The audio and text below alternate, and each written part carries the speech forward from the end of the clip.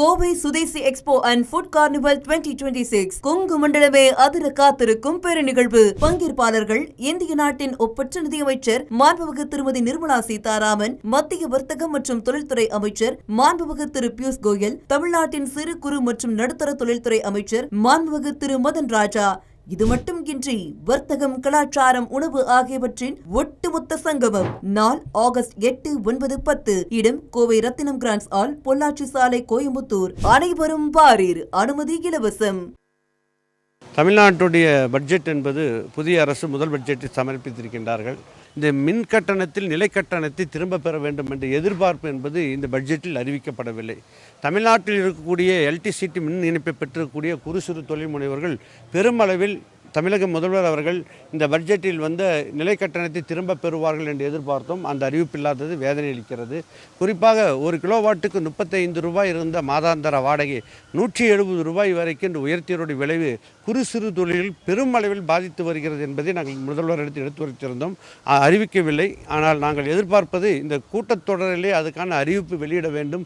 குறு சிறு தொழில் தமிழ்நாட்டில் இருக்கிற அத்தனை தொழில் முனைவர்களை பாதுகாப்பதற்கான நடவடிக்கை எடுக்க வேண்டும் என்ற எதிர்பார்ப்பு எங்களுக்கு இருக்கிறது.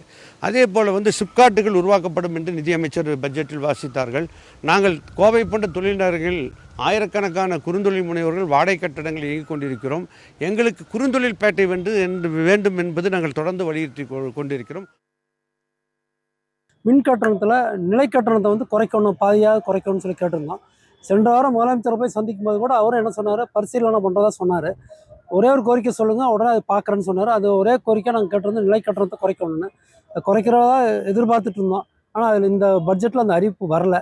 இன்னும் பின்னாடி ஏதாவது பண்ணுறாங்களாங்கிறது தெரியல. பட் ஆனால் அது நிலை கட்டணத்தை குறைச்சா தான் குறுந்தொழில்களுக்கு ரொம்ப உதவிகரமாக இருக்கும். நிறைய தொழிற்பேட்டைகள் 5 தொழிற்பேட்டைகள் ஆரம்பிக்கிறதா சொல்லியிருக்காங்க. அது சிப்காட் மூலமாக ஆரம்பிக்கிறதா சொல்லியிருக்காங்க. அந்த 5 தொழிற்பேட்டைகள்லையும் குறுந்தொழில்களுக்குன்னு சலுகை விலையில் கொடுக்கணும்னு சொல்லி எதிர்பார்க்குறோம். அதுக்கான அறிவிப்பும் பின்னாடி வரும். ஏன்னா புதிய தொழில் கொள்கைன்னு ஒன்று கொடுக்குறதா சொல்லியிருக்காங்க. அதில் தொழிற்கொள்கைகளில் குறுந்தொழில்களுக்குன்னு தனியாக கொள்கை வைக்கணும். அந்த கொள்கையில் எங்களெல்லாம் ஆலோசனை பண்ணி எங்கள்கிட்ட இருந்தாலும் கருத்து கேட்டு அதன்படி செஞ்சாங்கன்னா பெட்டராக இருக்கும். அரசாங்கம் என்ன சொல்லுது, $1.3 trillion நம்மளோட இலக்காக இருக்கணும்னு சொல்கிறாங்க. ஜிடிபி ஜாஸ்தி பண்ணணுங்கிறாங்க. அப்போ என்ன வேணும் அப்படின்னா நிறைய தொழில்கள் வரணும்.